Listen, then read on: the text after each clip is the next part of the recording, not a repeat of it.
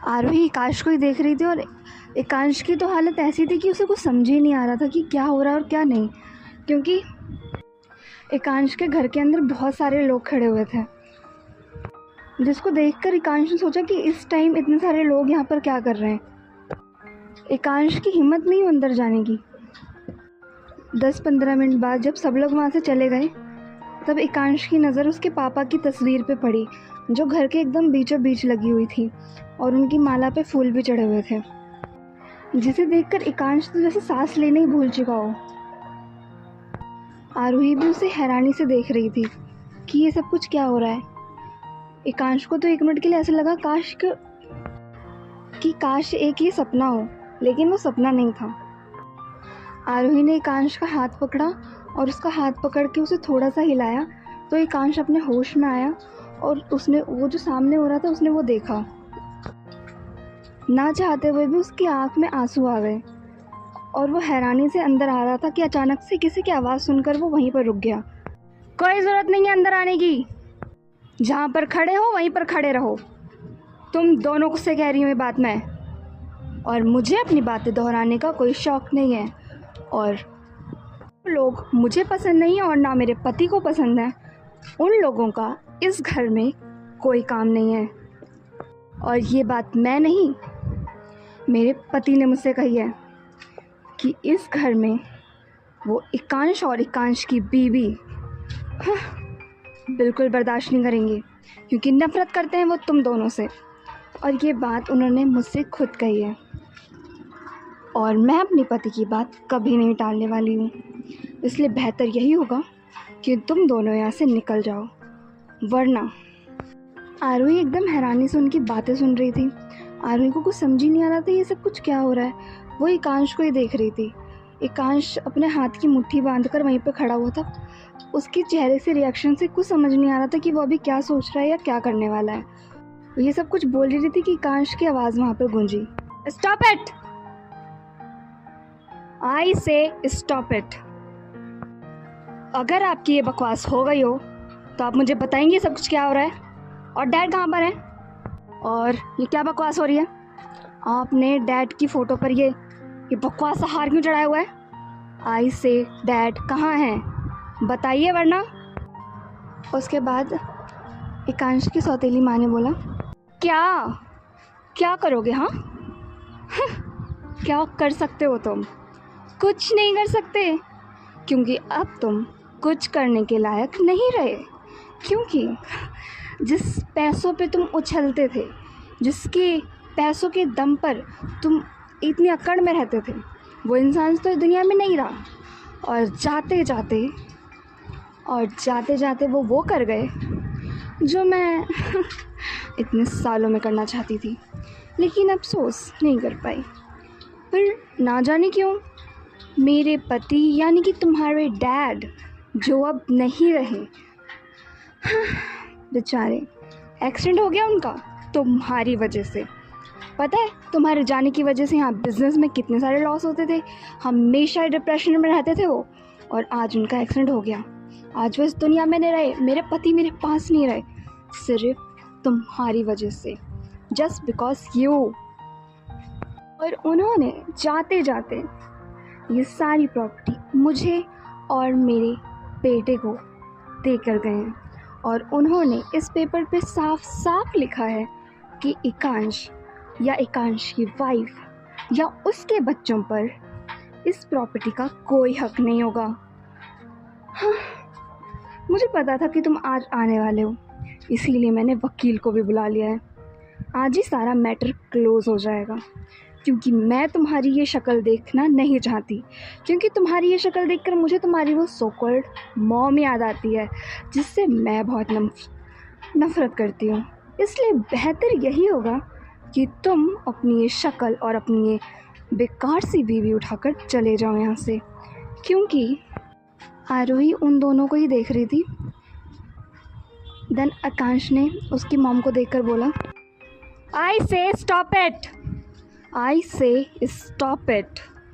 इतनी देर से बर्दाश्त कर रहा हूँ, इसका मतलब ये नहीं कि आप जो बोलेंगे मैं सुनता जाऊँगा, समझ आया। आपको मेरे बारे में कुछ भी बोलना है बोलो, I don't care. I don't care, but मैं अपनी मॉम के बारे में एक लफ्ज़, वो भी तुम जैसी दो कौड़ी की औरत से नहीं सुनूंगा जिसकी खुद कोई औकात नहीं है। वो मेरी मॉम की औकात की बात ना ही करे तो बेहतर होगा। और रही बात इस प्रॉपर्टी की, भाड़ में जाएं आप और आपकी ये प्रॉपर्टी।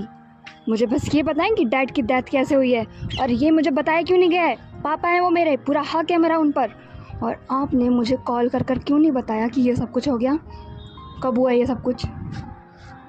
एकांश की मॉम ने उन्हें देखकर बोला, हस्बैंड है, डेथ हुई, कब हुई, कैसे हुई, किस लिए हुई, कि मुझे पता है, बस बात ख़त्म। उनका एक्सीडेंट हो गया था और ये बात 1 हफ्ते पुरानी है। हाँ, और वैसे भी तुम्हें क्या फ़र्क पड़ता है, तुम अपनी सो कॉल्ड वाइफ को लेकर हनीमून एंजॉय करो, समझ आया। और हाँ, मेरे हस्बैंड जो इस दुनिया में नहीं रहे हैं, वो कुछ छोड़ कर गए हैं तुम्हारे लिए।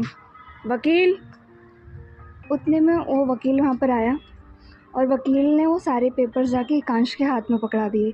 और एकांश ने वो सारे पेपर पकड़ के हैरानी से अपनी सौतेली माँ की तरफ देखा, जो एक शैतानी स्माइल लेकर उसी को देख रही थी। क्या हुआ, हैरान हो गए क्या? होना भी चाहिए। कभी तुम्हारे डैड ने तुम्हें ऐसा फील नहीं होने दिया ना कि कुछ ऐसा करेंगे, बट क्या कर सकते हैं, अब तो हो गया है, अब कुछ नहीं हो सकता। तुम बस निकल जाओ यहाँ से, क्योंकि मैं अब तुम्हारी ये शक्ल बर्दाश्त नहीं कर सकती। और हाँ वकील, तुम भी जा सकते हो, क्योंकि मुझे जो काम था वो हो चुका है। गो। देन वो वकील वहाँ से चला जाता है और उसके बाद एकांश उसकी तरफ आता है और उसे अपनी उंगली दिखाते हुए बोलता है, क्या किया है आपने मेरे डैड के साथ, क्या किया है? एकांश की मॉम ने उसकी तरफ देखा, उसके बाद अपने मुंह पे हाथ रखा और बोला, एकांश बेटा, कैसी बातें कर रहे हो तुम? माँ हो तुम्हारी, तुम इतने अच्छे से कैसे जान जाते हो मुझे? तुम मेरे सगे बेटे नहीं हो, पर फिर भी मेरे सगे बेटे से ज़्यादा मुझे अच्छे से पहचानते हो। मतलब तुम्हें पता चल गया। चलो ठीक है यार, मुझे अब बताना नहीं पड़ेगा, फिर भी कहानी तो सुनानी पड़ेगी ना, क्या हुआ, कैसे हुआ। तुम्हें पता है, तुम्हारे डैड तुम्हारे जाने के बाद तुम्हारी चिंता में बैठे हुए थे कि तुम बहुत डिप्रेस हो, ये हो, वो हो, फलाना ढिमकाना, और ये सारी प्रॉपर्टी तुम्हारे नाम कर रहे थे। इतने सालों से मैं बर्दाश्त कर रही थी तुम्हें, बट ये सारी प्रॉपर्टी तुम्हारे नाम कर रहे थे। और मेरे बेटे को जो कनाडा में पढ़ रहा है, उसे क्या दे रहे थे? एक घर जो कनाडा में है, और उसके अलावा कुछ नहीं। मैं पागल दिखाई देती हूँ कि जितनी भी प्रॉपर्टी है सब तुम्हारे हवाले कर दूँ और मैं और मेरा बेटा एक कनाडा के घर में बैठे रहें? रियली? मैं सब बर्दाश्त कर सकती हूँ, बट ये नहीं। हाँ, इतने सालों से बर्दाश्त कर रही थी, आगे भी कर लेती अगर तुम्हारे डैड ऐसा कोई हरकत ना करते तो। लेकिन हाँ, तुम और तुम्हारे डैड कब क्या कर लें कोई पता नहीं चलता। एक्चुअली डैड भी तो तुम्हारे हैं, तुम भी तो कभी प्यार कर लेते हो, कभी तुम्हारी गर्लफ्रेंड मर जाती है, कभी किसी और को उठा लाते हो, कभी हनीमून पे चले जाते हो, कभी कुछ। हाँ, वैसे डैड तो तुम्हारा ही है, तुम्हारी जैसी हरकतें करेंगे, लेकिन मैं तुम्हारी मॉम नहीं हूँ कि तुम्हारे डैड का जी सर, जी आप जो बोलें, आप जो कहें मैं वो करूँ। ऐसी नहीं हूँ। इस दिन के लिए डैड से शादी नहीं करी थी तुम्हारे मैंने। फिर क्या, वो सारी प्रॉपर्टी जिस दिन तुम्हारे नाम करने वाले थे, उसी दिन सीढ़ियों से धक्का दे दिया मैंने।